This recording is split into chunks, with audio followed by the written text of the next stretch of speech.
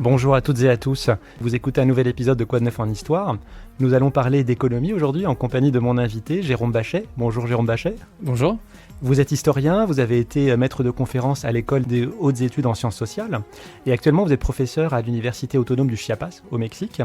Parmi vos précédents livres, on peut citer Adieu au capitalisme en 2016 et Basculement, monde émergent, possible désirable en 2021 aux éditions de la Découverte. Et aujourd'hui, nous allons parler de votre dernier ouvrage, Quand commence le capitalisme ? De la société féodale au monde de l'économie, qui paraît aux éditions Crise et Critique. Quand commence le capitalisme, Jérôme Bachet, cette question peut sembler simple, mais en fait elle est loin d'être ingénue. Vous montrez en effet qu'il n'y a pas de consensus sur la réponse, et nous allons nous intéresser à votre réponse. Je voulais d'abord commencer par une question un peu générale. Est-ce que quand on travaille sur ce domaine, quand on est historien ou économiste, est-ce qu'on arrive à facilement mettre de côté ses affinités idéologiques ? Alors personnellement, je suis historien et mon travail d'historien au départ était concentré sur la période médiévale. Donc je suis médiéviste de formation. Donc je m'intéresse là, dans ce livre, d'une certaine manière, à une période qui est un peu postérieure à mon domaine de spécialisation, dont je me suis un petit peu écarté, puisque j'ai aussi ensuite dévié un petit peu dans ma trajectoire pour m'intéresser à des phénomènes très contemporains, et en l'occurrence à la rébellion zapatiste au Chiapas, où je vis en partie depuis 25 ans. Alors, du coup, cette autre partie de ma trajectoire implique un engagement politique et qui est très présent dans ma vie et dans ma réflexion, qui a influencé mon travail comme historien. Donc il y a un lien entre les deux, c'est absolument indéniable, et ma manière d'envisager le travail historique a été littéralement transformée par cette rencontre avec une expérience rebelle et de construction autonome et de transformation sociale, en l'occurrence avec les zapatistes du Chiapas. Mais il me semble que d'un autre côté, il faut, en tant qu'historien, et quand on fait un travail historique, ce qui est le cas de ce livre, il faut d'une certaine manière essayer de tenir un petit peu à distance ses convictions. Et même si ça joue un rôle dans la manière de poser globalement les problèmes, il faut quand même se forcer à ne pas chercher la réponse qu'on souhaiterait sur le plan politique de l'enquête historique. Donc il y a une mise à distance quand même qui doit s'opérer. En réalité, ce n'est pas une mais trois questions que vous déclinez. Quand commence le capitalisme ? Comment commence-t-il ? C'est-à-dire quelle est la transition ? Et puis finalement, qu'est-ce que le capitalisme ? De quoi parle-t-on ? Et cela peut paraître surprenant, mais c'est le plan du livre. On s'attendrait à avoir en conclusion quand commence le capitalisme, mais en fait vous commencez par ça, vous donnez votre réponse. Pourquoi avoir choisi ce plan ? Est-ce que c'était finalement les étapes de la cristallisation de votre pensée ? C'est les étapes de la recherche en fait et de la réflexion, et aussi parce que c'est une manière de commencer par la question qui est en fait la plus simple, parce que on va y revenir je suppose, mais dans cette partie sur la question chronologique et les difficultés qui se posent sur le plan chronologique, je pars d'abord d'un constat historiographique des différentes hypothèses, des différentes chronologies qui ont été proposé dans le champ historiographique et dans la réflexion en général sur le capitalisme. Donc c'est la question la plus simple. Donc effectivement, et bon, c'est celle qui donne son titre au livre. Donc le livre a pris ce titre qui porte sur la question qui paraît très simple, presque naïf, comme vous avez dit, ou presque scolaire, comme si l'important c'était de donner une date à un phénomène. Or, évidemment, on sait depuis longtemps, en particulier depuis l'école des Annales et depuis beaucoup de transformations qui se sont produites dans l'historiographie au fil du XXe siècle, que en histoire, les dates sont importantes, évidemment, mais ce n'est pas l'enjeu fondamental. Les questions chronologiques sont la première pierre, disons la matière nécessaire du travail historique, mais le but de l'histoire, c'est une compréhension des phénomènes, des processus qui va bien au-delà d'une simple chronologie. Donc c'est le point de départ du livre, mais ça n'est que le point de départ, et après ça, il s'agit de construire une réflexion sur les problèmes en fait, qui se trouvent cachés aussi derrière ces interrogations chronologiques et derrière les divergences entre les différentes hypothèses chronologiques concernant la formation historique du capitalisme. Certains auteurs font remonter l'existence du capitalisme à 2 siècles, d'autres à 5 ou à 8. Et puis, plus étonnant, certains font remonter la naissance du capitalisme à 4 ou 5 000 ans. Qui sont les promoteurs de cette conception et qu'est-ce que ça cache derrière ? De l'ensemble des conceptions, vous voulez dire ? Non, de celle la dernière. Oui, 4 à 5 000 ans. dès les premiers échanges humains. Oui, ce sont les tenants de. Alors, ce sont les tenants de l'analyse des systèmes mondes, qui est l'ensemble de propositions d'analyse du capitalisme avancées par Immanuel Wallerstein à partir des années 80 du siècle passé jusqu'à aujourd'hui. Et certains des personnes qui se sont ralliées à ces courants, à la différence d'Immanuel Wallerstein lui-même d'ailleurs, ont posé cette question. Le capitalisme, alors c'est par exemple André Gunder Frank, par exemple, et d'autres auteurs associés à ce chercheur par ailleurs relativement connu, ont commencé par poser la question, le capitalisme 5 siècles, ce qui est la chronologie adoptée par Immanuel Wallerstein, par exemple, 5 siècles ou 5 millénaires, ce qui nous renvoie aux grands empires du Proche-Orient dans l'Antiquité, dans lesquels des pratiques commerciales, des pratiques d'échange avaient commencé à se développer, selon eux, à une échelle importante, et ce qui leur permettait, selon eux, de trouver les caractéristiques d'un système-monde, qui est l'expression d'Immanuel Wallerstein, dès ces périodes extrêmement reculées. Voilà. La lecture la plus courante situe le moment crucial de l'émergence du capitalisme à la fin du XVe siècle, début du XVIe siècle, c'est-à-dire en lien avec l'expansion commerciale, coloniale de l'Europe, la découverte et la colonisation des Amériques. Et donc, si on prend cette date médiane, disons, ça veut dire que le capitalisme est une caractéristique du monde d'après. Le monde d'avant, c'est le monde médiéval, que vous appelez, que vous qualifiez de monde féodo-ecclésial. Quelles sont ces grandes caractéristiques ? Donc effectivement, le Moyen-Âge, si on essaye de caractériser de quel système socio-économique il s'agit, traditionnellement, il est qualifié de féodalisme, même s'il y a beaucoup de discussions sur cette notion. Alors, je ne vais peut-être pas rentrer dans l'ensemble de ces discussions, mais disons que ce qu'il peut y avoir de plus spécifique dans mon approche, c'est effectivement de remplacer cette terminologie de système féodal par l'idée de système féodo-ecclésial. Alors, le féodalisme, traditionnellement, insiste sur le rôle de la noblesse, de l'aristocratie, les rapports entre seigneurs et vassaux, ou plus précisément, parce que c'est beaucoup plus important, le rapport entre les seigneurs et les producteurs qui dépendent d'eux, les paysans qui sont des dépendants à l'égard du seigneur. Bon, on a appris ça à l'école, on s'en souvient un petit peu. Et on laisse de côté, dans ces analyses, qui peuvent être assez diverses, bien sûr, au sein de l'historiographie, mais on laisse de côté la dimension de l'Église, au motif que ce serait une affaire purement religieuse et que ça relève des croyances, des phénomènes religieux qui, dans les conceptions marxistes, seraient de l'ordre des superstructures, par exemple, quelque chose d'extérieur au cœur même d'une organisation sociale. Or, je me rallie à un courant de recherche qui s'est développé depuis quelques décennies et qui insiste sur le rôle absolument structurant de l'Église. C'est-à-dire qu'au Moyen-Âge, l'Église, ça n'est pas seulement un phénomène religieux, c'est un phénomène proprement social, puisque l'Église est une institution, qu'elle est même l'institution dominante, qu'elle contrôle une part considérable à la fois des richesses matérielles et des aspects qui concourent à l'organisation de la société.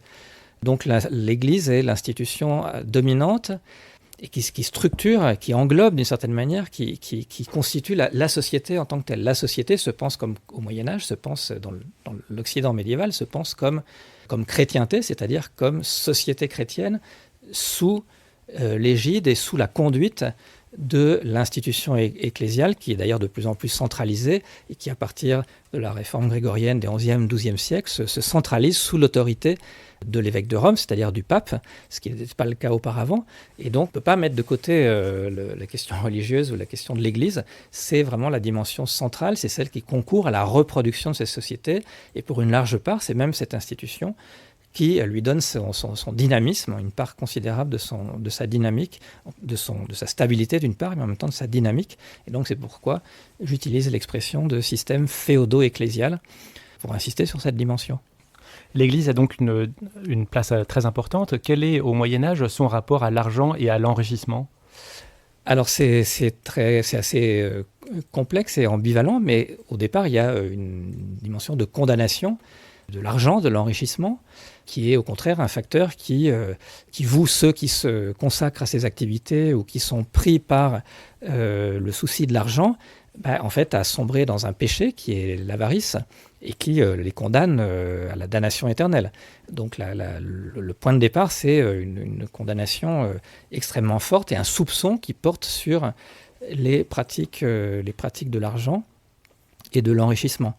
Mais au cœur du Moyen-Âge, il y a notamment à partir du XIe, XIIe siècle et de plus en plus au fil des siècles suivants, un essor des villes, un essor des campagnes d'abord, un essor des villes également, un essor donc du commerce, un essor de l'activité, et un essor du groupe même des marchands qui occupe une place importante dans les villes, et l'Église est bien obligée, d'une certaine manière, de composer avec cette réalité, et certaines franges de l'Église ont pour souci de prendre en charge, d'une certaine manière, les villes, le monde urbain, et en particulier les marchands. Et en particulier, ce sont les ordres mendiants, les franciscains et les dominicains, qui se créés au XIIIe siècle, qui vont mener cette opération en quelque sorte de recentrage de l'Église sur le monde urbain, et en particulier sur les groupes marchands. Et là, il y a un phénomène effectivement de relative réhabilitation de l'activité commerciale qui est valorisé chez les théologiens. Par exemple, Thomas d'Aquin, le plus grand théologien scolastique du XIIIe siècle, justifie le commerce en disant qu'il est utile, il peut être utile à la fois à la cohésion sociale et aux nécessités matérielles de l'ensemble de la population. Mais il reste toujours un point de blocage qui est la condamnation de l'usure, c'est-à-dire du prêt à intérêt, au-delà en tout cas d'un certain taux d'intérêt.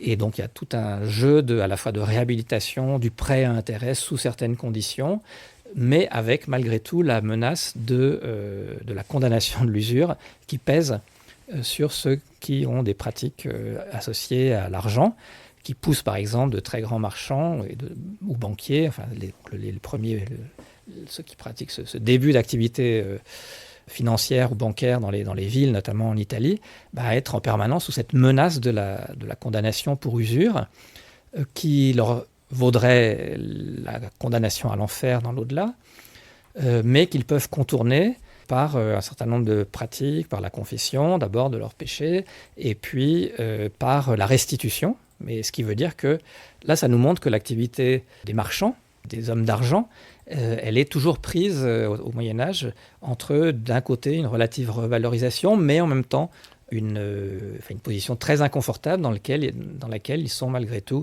soumis à un regard dépréciatif en fait, sur leur activité, à de possibles condamnations de leurs activités. Au point que s'ils doivent restituer avant leur mort les biens qu'ils ont acquis à travers l'usure, eh bien, c'est quelque chose qui bloque l'évolution, en fait, qui bloque la dynamique de progression de l'accumulation à travers les échanges. Dans cette lecture la plus répandue qui fait donc démarrer le capitalisme à partir des années 1450, eh bien, ça veut dire que la conquête des Amériques permet d'apporter des solutions à la crise du monde médiéval. Or, vous ne retenez pas cet argument. La principale faiblesse de cette hypothèse, selon vous, c'est que la conquête, la colonisation des Amériques a des effets certes, mais en fait qui apparaissent très tardivement.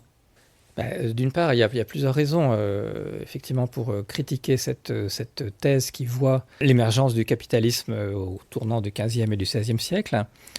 Alors, la vision historiographique habituelle encourage cette vision, puisqu'on a ce découpage justement Moyen-Âge, Renaissance, temps moderne. À partir du XVIe siècle, tout d'un coup, le Moyen-Âge serait supposé avoir pris fin, et puis on entrerait dans ce temps tout à fait nouveau de la modernité, etc. Donc déjà, un point de départ, c'est que je ne crois pas du tout à ce schéma historiographique, puisque je suis partisan, au contraire d'une thèse que Jacques Le Goff avait développée, qui est celle du long Moyen-Âge, c'est-à-dire d'un Moyen-Âge qui se prolonge, qui ne se termine pas au XVe siècle ou au XVIe siècle, et qui se prolonge jusqu'au XVIIIe siècle. Donc en fait, il y a une continuité, et en fait, il n'y a pas de... en tant qu'historien, je ne vois pas au XVIe siècle des transformations aussi radicales que celles qui supposeraient un changement de période historique. Venons-en justement à votre proposition, Jérôme Bachet. Vous placez la borne chronologique de la transition vers le capitalisme bien plus tardivement. Et en fait, vous partez d'un constat simple, qui est celui développé par l'historien américain Kenneth Pomerance dans son livre « Une grande divergence ». Il dit, et vous le reprenez à votre compte, c'est que dans les années 1750, donc vraiment dans la moitié du XVIIIe siècle, il n'y a pas beaucoup de différence entre l'Europe et la Chine en termes de développement économique humain. Oui, donc c'est son livre « Une grande divergence », donc qui me semble un acquis historiographique important, même si on peut critiquer son livre sur différents aspects. Mais en effet, il a mené un travail de comparatisme très solide entre, d'un côté, la Chine et les régions les plus actives en Chine, et de l'autre côté, l'Europe, en se centrant bien sûr sur l'Angleterre, qui à ce moment-là, vers la fin du XVIIIe siècle, était le pays le plus avancé en Europe. Et effectivement, il montre que sur tous les aspects qu'il prend en examen, eh bien, il n'y a pas une avance significative de l'Europe, et donc en particulier de l'Angleterre, par rapport à la Chine à ce moment-là. C'est-à-dire que ces deux blocs de civilisation sont très comparables, sont très proches en termes de développement économique. Alors, c'est un peu compliqué parce que de toute manière, l'évaluation des critères, des facteurs économiques dans des économies anciennes aussi différentes, c'est quelque chose qui n'est pas du tout facile. Les sources posent un certain nombre de problèmes d'analyse, et les notions, les manières d'analyser les données pour ces époques anciennes peuvent être sujettes à discussion. Mais c'est quand même assez frappant, et son argumentation est malgré tout assez solide pour, à mon sens, autoriser à reprendre ses conclusions. Donc effectivement, ces deux ensembles, il n'y a pas d'avance de l'Europe jusqu'à ce moment-là. Un bloc civilisationnel comme celui de la Chine est très proche et très comparable, donc en termes d'essor des campagnes, d'essor technique, de pratiques commerciales, de pratiques financières, de dimensions techniques de tous ordres. Et ensuite, il va y avoir quelque chose de très différent, puisqu'à partir du 19e siècle, on va basculer là dans un monde dans lequel l'hégémonie planétaire de l'Europe va être absolument manifeste. Donc, il faut bien imaginer que quelque chose s'est produit à ce moment-là, à partir de 1750, pour permettre ce que Kenneth Pomrehn appelle une grande divergence. Il va y avoir là des facteurs qui vont se jouer dans cette période-là, et qui vont aboutir au fait que la Chine va continuer sur une trajectoire similaire à celle des périodes anciennes, et que l'Europe, au contraire, en particulier l'Angleterre, vont connaître un essor absolument fulgurant et sans commune mesure avec ce qui s'était passé auparavant. Et donc ça me conforte dans l'idée que c'est à ce moment-là qu'il faut situer une rupture absolument essentielle. Que vous appelez-vous le grand décrochage. Le grand basculement. Grand basculement, pardon. Et donc, il démarre à la moitié du XVIIIe siècle, et c'est de l'Angleterre que va décoller le capitalisme. Pourquoi l'Angleterre ? Alors ça, c'est une question à laquelle je suis bien en peine de répondre. Vous avez quand même des hypothèses que vous exposez, en tout cas des éléments de réflexion. Oui, c'est très compliqué. Je ne pourrais vraiment pas répondre honnêtement de manière construite, et qui me semblerait un tant soit peu satisfaisante à cette question. Alors, on voit que l'Angleterre a pris l'avantage, et bon, évidemment, à ce moment-là, il va y avoir le démarrage de la révolution industrielle, ou de l'industrialisation, se fait en Angleterre. Et ça va être le facteur déclenchant. Donc, dans ce grand basculement, j'ai retenu 3 éléments. Le premier, c'est effectivement le début de la conquête de l'Inde par la Grande-Bretagne, 1757, la conquête du Bengale. Jusque-là, les Anglais, mais aussi les Français et d'autres avaient des comptoirs dans quelques villes côtières en Inde, mais la puissance indienne était très forte, et elle était inaccessible pour les États européens, de même que la Chine d'ailleurs. Donc jusqu'à ce moment-là, 2 grandes puissances asiatiques, l'Inde et la Chine, étaient hors de portée de la puissance expansive de l'Europe, qui de fait se manifestait quand même depuis au moins le XVIe siècle, puisqu'ils avaient conquis et pris sous leur tutelle coloniale presque un continent entier, le continent américain, et qui s'était aussi déployé tout le long des côtes africaines. Mais ces 2 domaines-là leur résistaient totalement. Et là, avec la conquête du Bengale, eh bien, s'amorce la conquête plus large de l'Inde, qui va passer sous la domination coloniale de l'Angleterre. Et de là, ça va être aussi un point de départ pour une mainmise des puissances coloniales européennes, la Grande-Bretagne à nouveau en tête, sur la Chine elle-même, même si la Chine restera indépendante formellement avec un empire qui continue à exister, elle sera sous la tutelle en partie des puissances occidentales à partir de la fin du XIXe siècle. Donc là, il y a un retournement, il y a un phénomène historique absolument majeur, c'est-à-dire qu'à partir de la fin du XVIIIe siècle et dans le courant du XIXe siècle, on va avoir un monde entièrement eurocentrée, c'est-à-dire dominée par les puissances européennes. Avec une nouveauté encore plus forte, c'est-à-dire que pour la première fois, la totalité de la planète va être sous la coupe d'une seule puissance. Donc il y a un phénomène d'unification de la planète sous la tutelle d'une puissance unique, multiple puisqu'il y a des différents pays européens, mais d'une entité civilisationnelle spécifique qui est l'Europe. Et donc on a un monde absolument eurocentré, ce qui n'était pas le cas auparavant. Auparavant, on avait effectivement l'Europe qui s'étendait, qui avait pu conquérir un continent entier, mais qui ne dominait pas du tout la totalité de la planète, puisqu'elle se heurtait à des puissances qui étaient encore égales ou supérieures à elle en termes de force militaire et civilisationnelle. Donc ça, c'est un phénomène majeur qui se fait à ce moment-là.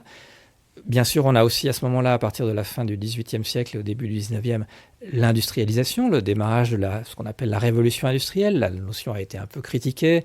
Et alors, il faut en saisir les antécédents. Il faut voir que c'est un phénomène beaucoup plus lent que ce qu'on avait pu imaginer, beaucoup plus complexe dans sa mise en place, etc. Mais toujours est-il qu'il y a quand même un phénomène absolument majeur qui est l'essor de l'industrie, la production industrielle sur la base des énergies fossiles. Et ça, c'est un phénomène quand même qu'il importe de rappeler aujourd'hui quand on voit précisément les conséquences de ce monde fondé sur une expansion productive qui était très largement, sinon presque exclusivement, fondée sur l'usage inédit à cette échelle des énergies fossiles. Donc l'industrialisation, en fait permet, c'est ça qui va permettre en fait un cycle de croissance absolument inédit, puisque dans les sociétés traditionnelles, il y avait des cycles de croissance importants. L'Occident médiéval en avait connu entre le XIe et le XIIIe siècle, par exemple. La Chine aussi en avait connu. Mais ces cycles de croissance se heurtaient toujours à des limites, et en particulier à des limites écologiques. Pas seulement écologiques, mais en partie écologiques. Donc l'épuisement de certaines ressources qui étaient nécessaires à ce cycle de croissance.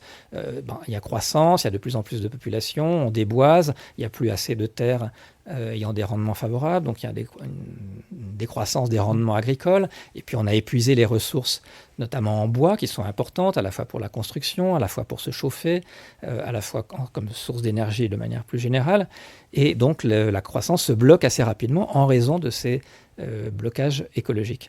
Et donc l'industrialisation, les énergies fossiles ont permis de surmonter ces blocages et d'entretenir des cycles de croissance, alors évidemment entrecoupés de périodes de crise qui ont jalonné toute l'histoire du capitalisme, mais malgré tout de la croissance à une échelle absolument inconnue jusque-là dans l'histoire humaine, et ce, là aussi, jusqu'à aujourd'hui, puisque aujourd'hui on voit les conséquences de ce cycle de croissance effrénée, d'une croissance exponentielle, mais qui aboutit maintenant effectivement à des limites écologiques, mais d'un tout autre type, des limites écologiques à un niveau global, c'est-à-dire la dégradation accélérée de phénomènes du climat, de la biodiversité, qui remet en cause l'habitabilité de la Terre.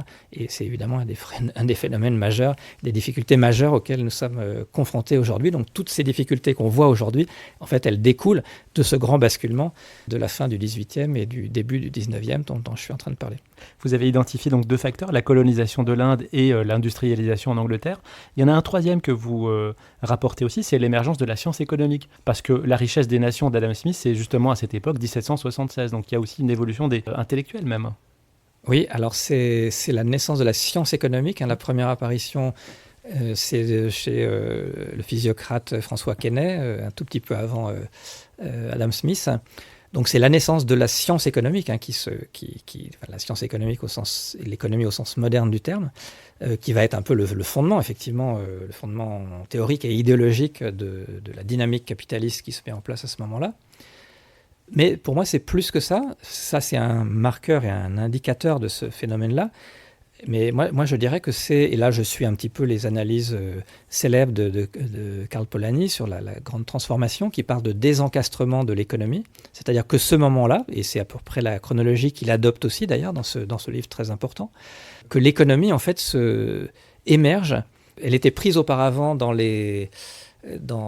un ensemble dans le jeu des relations sociales en quelque sorte, et elle émerge à ce moment-là comme une sphère autonome. Je parlerais justement plutôt que de désencastrement, en fait, du fait que l'économie comme telle émerge. Elle émerge en tant que sphère autonome et très vite dominante, ce qui n'était pas le cas auparavant. Et ça, c'est effectivement une transformation absolument majeure. C'est-à-dire que l'idée même de l'économie, c'est-à-dire l'idée que les humains seraient déterminés, seraient mus en fait par des par des pulsions économiques, par le souci de l'intérêt matériel individuel, le souci du profit, etc. Toutes ces représentations, en fait, sont, contrairement à ce qu'on pourrait penser, tout à fait nouvelles. Et elles se créent à ce moment-là, et c'est le fondement même, le socle de la science économique. Et des représentations économiques qui diffusent dans l'ensemble de la société. Et bon, je rappellerai un des points centraux dans l'analyse de Polanyi, qui est l'accent qu'il fait porter sur ce qu'on appelait les lois sur les pauvres. C'est-à-dire que traditionnellement, dans la société justement féodo-ecclésiale, eh bien, il y a l'idée de la communauté à la fois locale, la communauté chrétienne, qui est fondée sur l'amour du prochain. Alors l'amour du prochain, c'est pas la caritas en latin, qui est la charité, mais la charité, on la comprend maintenant dans un sens très réducteur, qui est le fait de donner une aumône aux pauvres en sortant de l'église ou en sortant du métro. Mais c'est l'amour pour autrui, en fait. Et c'est le fondement essentiel de la société chrétienne. Et donc, ça veut dire qu'on n'agit pas en fonction de son intérêt propre. On ne peut pas agir de manière égoïste. Et le capitalisme, justement, et l'économie, les représentations économiques associées au capitalisme font, au contraire de l'égoïsme, une valeur sociale fondamentale. Il faut agir en fonction de son intérêt individuel et matériel. Et dans un jeu de concurrence, et donc pour ça, il faut écraser les autres, etc., pour l'emporter dans la compétition généralisée. Et alors, à la fin du XVIIIe, comme il y avait, notamment en Angleterre, beaucoup de difficultés économiques, des questions de famine, etc., enfin, ou en tout cas de pénurie alimentaire, eh bien, il y avait des lois sur les pauvres qui avaient été prises, qui consistaient en fait à aider justement ceux qui étaient le plus dans le besoin et à les aider à assurer leur subsistance. Notamment en 1785, des édits sur les pauvres qui sont pris en Angleterre. Et donc ça, c'est tout à fait représentatif de la logique ancienne, de la logique féodo-ecclésiale qui était encore en vigueur à ce moment-là, même si elle avait été attaquée et critiquée et mise en cause très largement. Elle continuait en fait à être opérante, et on le voit à travers ces lois sur les pauvres. 1834, c'est l'abolition de ces édits sur les pauvres.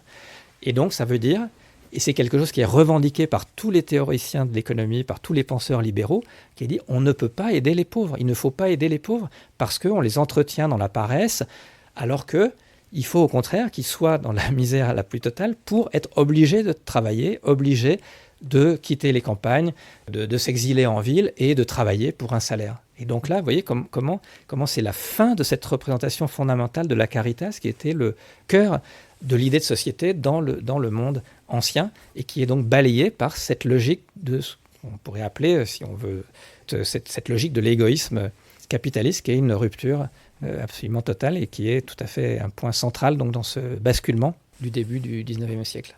Oui, ce que vous racontez là, c'est finalement la mise en place de la prolétarisation, hein. Jérôme Bachet, on a vu que vous placez la transition vers le capitalisme tardivement, dans les années 1750-1830. Ça veut dire aussi que cette transition, elle se fait par rupture.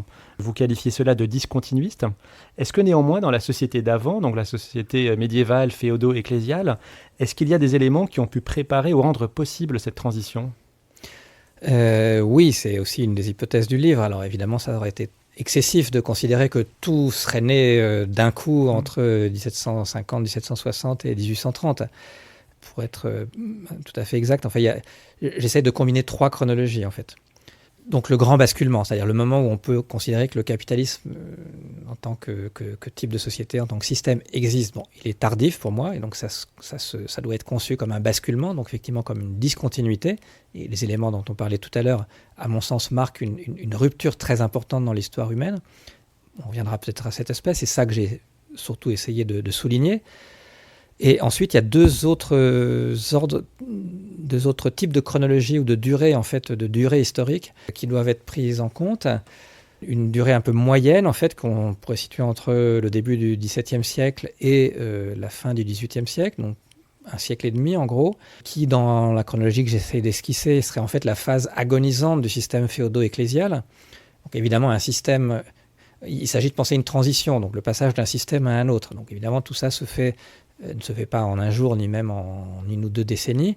Et donc ce système ancien, il a connu différentes étapes, et il y a un moment où, en effet, ces éléments existent toujours, mais où il commence à se déstructurer très fortement, et c'est le cas à partir en effet, de ce qu'on appelle habituellement la crise du XVIIe siècle.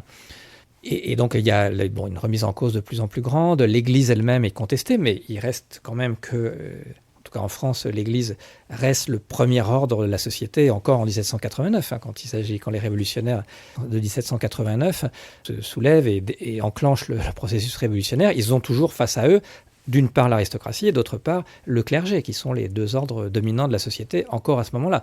Donc c'est bien les éléments majeurs du système précédent qui existent toujours. Mais il y a des éléments de nouveauté de plus en plus importants, l'essor des sciences modernes à partir du milieu du XVIIe siècle, etc., etc. Donc c'est une phase où il y a eu un essor, alors là à une échelle très importante des échanges, de formes de production qui ne sont pas encore la production capitaliste, mais qui évidemment jouent un rôle assez important, l'essor des plantations, aussi bien sur le continent américain qu'en Indonésie par exemple. Tout ça est une phase importante d'ébullition qui, d'une certaine manière, prépare le basculement qui va venir ensuite.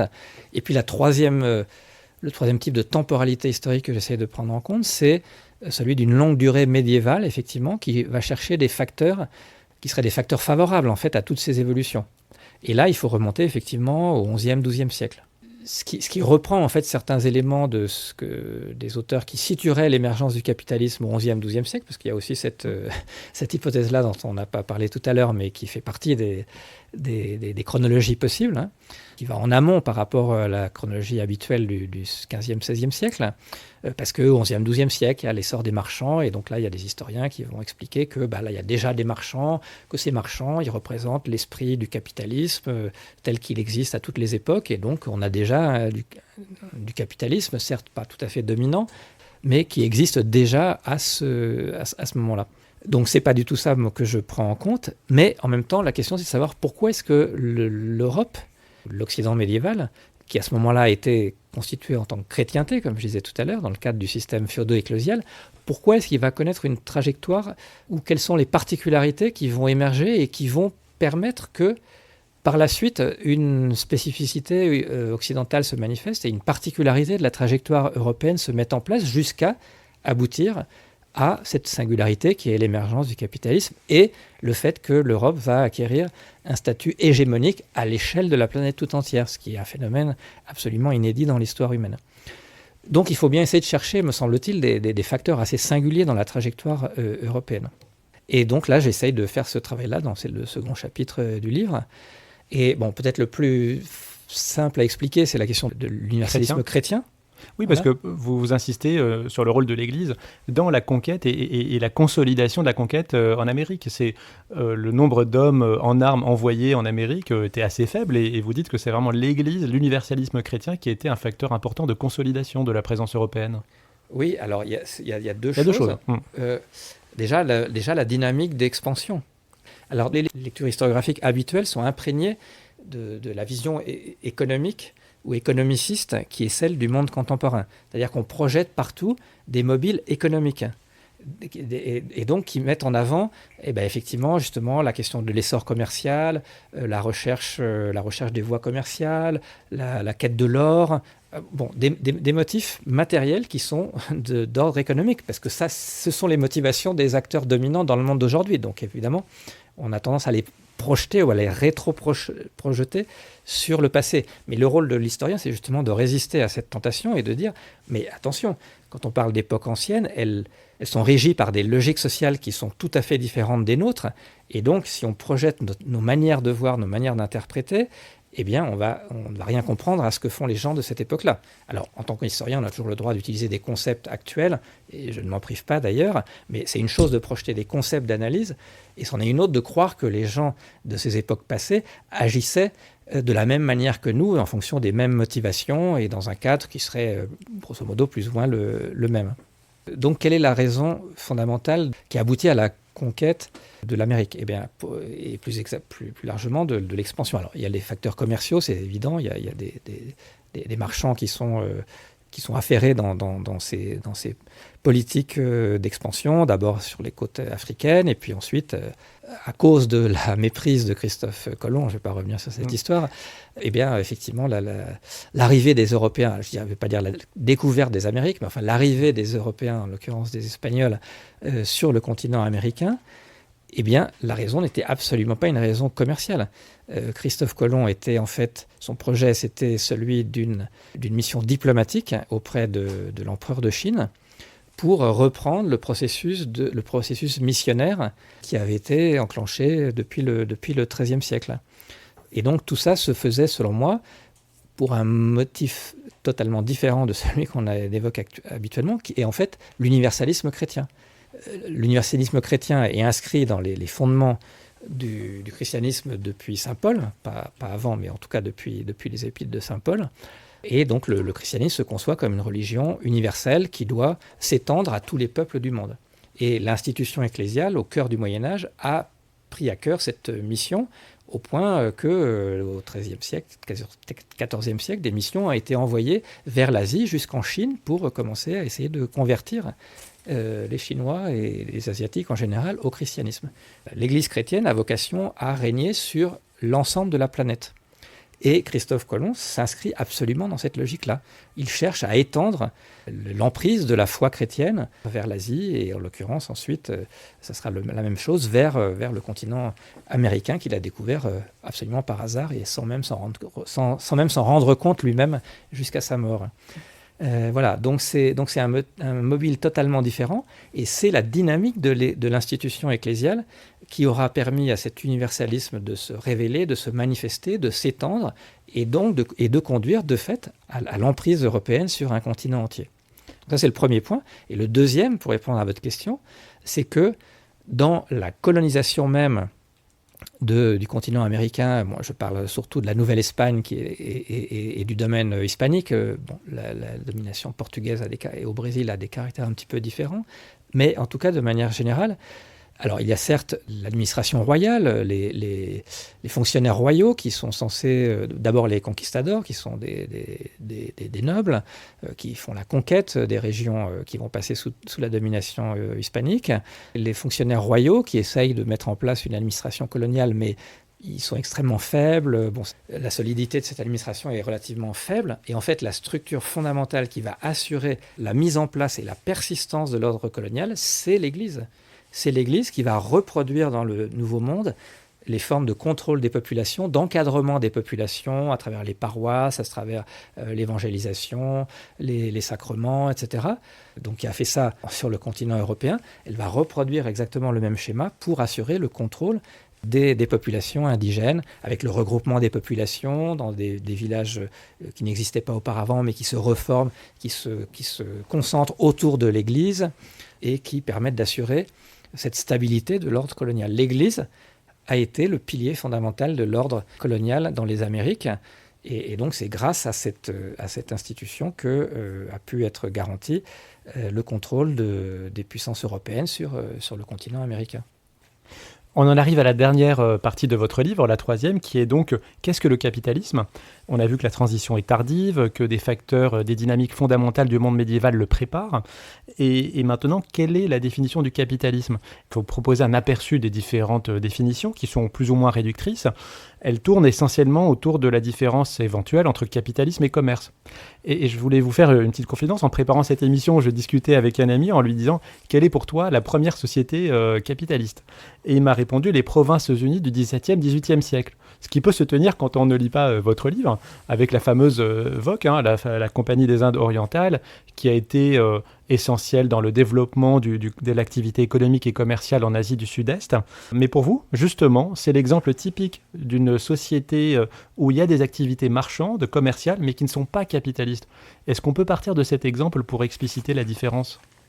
Oui, à ceci près que là, ça commence à ressembler quand même déjà assez fort au monde capitaliste. Enfin, en tout cas, ça prépare et ça préfigure, puisqu'on est dans cette période dont je parlais tout à l'heure, qui est d'agonie du système féodal, et puis effectivement d'un essor très fort des activités du capital. donc 17e jusqu'à la moitié du 18e siècle. Donc là ça a un statut assez particulier et qui, en effet, mais pour moi et pour d'autres historiens, alors effectivement, les Provinces-Unies, c'est une république marchande. C'est la classe marchande qui, en l'occurrence, détient le pouvoir, mais ça n'est pas encore le capitalisme au sens plein du terme. Un critère, c'est quand même le passage entre les activités d'échange, les activités commerciales, et le fait que le capital s'empare de la production elle-même. Parce que une société marchande, elle peut exister à une petite échelle, mais on ne peut pas avoir une société qui ne soit centrée entièrement sur l'activité marchande à une grande échelle. La part quand même principale de l'activité humaine, c'est quand même la production, c'est quand même ça qui permet aux gens de vivre concrètement, même si les activités d'échange sont importantes. Et donc le point fondamental dans un basculement vers ce qu'on pourrait appeler véritablement le capitalisme, c'est en tout cas un des critères du passage, c'est le moment où le capital s'empare de la production elle-même. Et ça, effectivement, ça ne se produit qu'à partir de la fin du XVIIIe ou du début du XIXe siècle, même si, dans la période dont on vient de parler, ce que j'appelle les activités du capital se développent très fortement, et ça fait partie de la spécificité de cette période qui est immédiatement antérieure au grand basculement capitaliste. Les activités du capital, c'est donc les activités propres, d'argent, finalement, des mouvements d'argent, et celles liées aux porteurs d'intérêt, le capital porteur d'intérêt. Ça veut dire qu'on peut avoir des activités du capital, des flux d'argent, dans des sociétés qui ne sont pas complètement capitalistes, c'est ça ? Exactement. Donc là, le point central, c'est que j'essaie de distinguer entre capitalisme et commerce. Puisque, effectivement, notamment tous les historiens dont on a parlé tout à l'heure qui font remonter l'existence du capitalisme à des périodes très anciennes, c'est parce qu'ils constatent l'essor d'activités commerciales. Et ils ont tout à fait raison, puisque des activités commerciales importantes ont existé dans de très nombreuses sociétés anciennes, y compris dans l'Antiquité, y compris au cœur du Moyen-Âge, y compris dans le monde islamique à partir du IXe siècle. Voilà. Mais le point central, c'est de tracer une différence assez forte entre commerce et capitalisme. Parce que le commerce, dans les sociétés anciennes, il se développe au sein de logiques sociales qui sont tout à fait différentes, qui ne sont pas du tout centrées sur les logiques économiques, comme ça sera le cas à partir du XVIIIe siècle. Et ce sont des sociétés qui répondent à d'autres logiques. C'est le cas de la société féodalo-ecclésiale, c'est le cas du monde arabo-musulman, etc., etc. Des empires anciens. Et le commerce peut avoir des statuts et des formes absolument différentes. Dans la vision économiciste encore, pour y revenir, on a un peu le sentiment que le commerce est quelque chose d'universel qui se déroule toujours de la même manière, qui a toujours le même but, etc. Et ça, il y a quand même beaucoup de recherches qui permettent de constater que c'est absolument pas le cas. Le commerce dans les empires anciens a un statut extrêmement différent. C'est une activité souvent qui est très contrôlée par le pouvoir politique. Les marchands ne sont ils sont à la solde en fait des puissants, des dirigeants, des gouvernants. Vous avez par exemple les commerçants du monde indonésien, à Java en particulier, qui ont été étudiés par Romain Bertrand. Il parle du faux universel du commerce. Ça me semble une expression extrêmement puissante et importante. Et il montre que les commerçants il y a un commerce très important dans l'ensemble de l'océan Indien à l'époque moderne et donc en Indonésie, etc. Mais il montre que c'est une activité qui répond à des logiques totalement différentes parce que cette activité, justement, c'est une activité dominée. Le problème, c'est que le commerce dans les sociétés non capitalistes est une activité fondamentalement dominée par des logiques sociales tout à fait différentes qui ne sont pas justement d'ordre strictement économique. Et par exemple, à Java, il explique très bien que l'activité commerciale, elle a une dimension diplomatique. En fait, à travers le commerce, on crée des liens, on crée des relations, on ne commerce pas avec n'importe qui. Si c'est les Chinois, on va réserver le meilleur poivre pour les Chinois et puis on va les traiter différemment, etc. Donc en fait, le commerce est une affaire de relations sociales bien plus que d'intérêt matériel direct. C'est pourquoi aussi, la plupart des commerçants dans les sociétés traditionnelles ne recherchent pas du tout la maximisation des profits et des gains. On va les moduler selon les relations des personnes auxquelles on va vendre. Donc le souci économique, le souci du gain ne se dissocie pas d'autres considérations sociales ou même politiques ou diplomatiques. Voilà. Et donc du coup, cette activité a un sens totalement différent. Et puis on ne réinvestit pas au maximum. Enfin voilà. Donc c'est pas une activité qui vaut par elle-même. Et puis aussi un dernier point, pour revenir au monde européen jusqu'à la fin du XVIIIe siècle. Jusqu'à la fin du XVIIIe siècle, effectivement, il y a des grands commerçants, il y a le commerce triangulaire, des grandes fortunes qui s'accumulent à Nantes, à Bordeaux et dans d'autres endroits encore. Mais le but de tout ça, c'est pas l'accumulation infinie du capital qui est le propre du système capitaliste. Quand des gens font fortune dans le commerce ou dans l'activité financière, eh bien leur but c'est d'acheter des terres et d'espérer l'anoblissement. Donc se fondre dans la classe dominante de cette période. Donc vous voyez que l'activité commerciale et les activités liées à l'argent de manière générale sont des activités, même si elles ont une importance croissante, qui restent dominées par d'autres logiques sociales, par d'autres valeurs. Et c'est pourquoi c'est le signe très clair qu'on n'est pas encore dans un système proprement capitaliste. Dans les quelques minutes qui nous restent, Jérôme Bachet, je voulais vous interroger sur la suite, le futur. Parce que finalement, si on s'en tient à votre logique, le capitalisme est assez jeune, c'est 2 siècles et demi, donc une exception historique finalement. Le moment où le capitalisme en tant que mode de production s'empare de toute l'organisation sociale. Est-ce que vous voyez aujourd'hui des éléments qui tendraient à penser que cette parenthèse historique peut se refermer ? Je ne parle pas de vos souhaits, est-ce que vous constatez ça ? Non, bien sûr. En tout cas, ce qu'on constate, je vais laisser mes souhaits entre parenthèses, mais vous pouvez peut-être les percevoir. Mais de toute manière, c'est pas très intéressant. Mais qu'est-ce qu'on peut percevoir ? Justement, le point central quand même l'idée qui se dégage du livre, c'est que le capitalisme, comme vous venez de le dire, est une exception. Et j'irais même jusqu'à dire, mais là, ça laisse pointer mon point de vue, comme une anomalie historique. Déjà, cette idée de faire de l'égoïsme une valeur cardinale. Alors, l'égoïsme a existé dans toutes les sociétés, certes, l'intérêt personnel, etc. Mais aucune société n'en a fait sa valeur positive. Le capitalisme, lui, l'a fait. Et d'ailleurs, c'est peut-être pas indifférent de souligner ce point, parce que ça peut aussi, c'est peut-être là qu'il y a une des clés fondamentales pour comprendre la crise dans laquelle nous sommes, une crise de société, une crise des valeurs. On en des médias à longueur de journée, mais en général, on mentionne d'autres causes. On va chercher des boucs émissaires, on va chercher des raisons qui sont peut-être très loin des raisons fondamentales. Mais une société qui, depuis 2 siècles et demi, se fonde sur le fait que l'égoïsme est une valeur fondamentale. Il faut la rechercher. Chacun doit agir en fonction de son intérêt individuel matériel. Pour moi, c'est là la cause peut-être la plus fondamentale de la crise de civilisation dans laquelle nous sommes. Bon, mais ça c'était une digression. Mais alors, des signes qui pourraient laisser entendre que cette exception historique pourrait arriver au terme de sa trajectoire. Oui, pourquoi ? Parce que les 2 phénomènes les plus marquants que j'ai pointé en essayant de souligner cette singularité historique, c'est le fait d'aboutir à une unification planétaire sous l'égide de l'Occident. Et deuxièmement, c'est d'avoir une période de croissance continue et considérable et inédite sur la base de l'usage des énergies fossiles. On voit aujourd'hui que ces 2 points fondamentaux sont soit remis en question, soit aboutissent à des questions, des difficultés absolument majeures. Précisément, on parle aujourd'hui de la remise en cause de cette domination occidentale.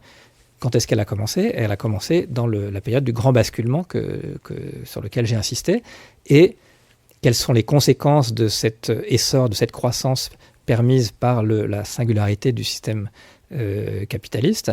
Le résultat de cette croissance sans limite, c'est le désastre écologique et climatique qui pose des problèmes quasiment insurmontables dans le cadre de ce même système. Et donc, qu'est-ce qu'on fait avec ça ? Est-ce qu'on continue à faire en sorte que le monde va vers sa destruction de plus en plus accélérée, qui rend d'ailleurs la production capitaliste et la reproduction du système capitaliste de plus en plus difficile, sinon à terme peut-être impossible ? Donc en tout cas, les questions sont posées, et ces questions font valoir que, effectivement, cette particularité historique, elle a abouti à quelque chose d'encore plus particulier, qui est peut-être le déploiement de la capacité de l'humanité à s'autodétruire. Un dernier petit mot sur la couverture de votre livre, Jérôme Bachet. On voit un œuf qui éclot, et ce qui en sort, ça n'est pas un poussin jaune tout gentil, mais une patte avec des griffes noires.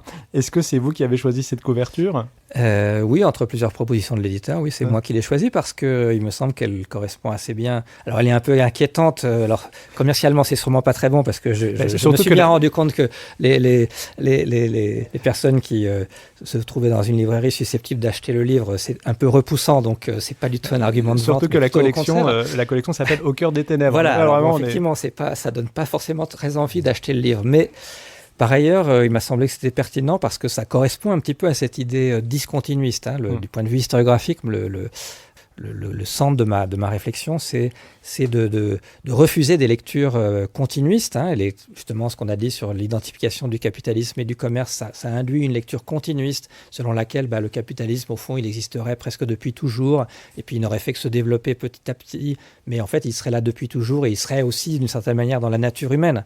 Or, si on dit au contraire que c'est quelque chose d'extrêmement tardif qui arrive tout d'un coup par une espèce de rupture absolue par rapport à toute l'histoire humaine antérieure, eh bien, on voit que ce n'est pas du tout quelque chose qui est naturel, qui est inscrit dans la nature humaine.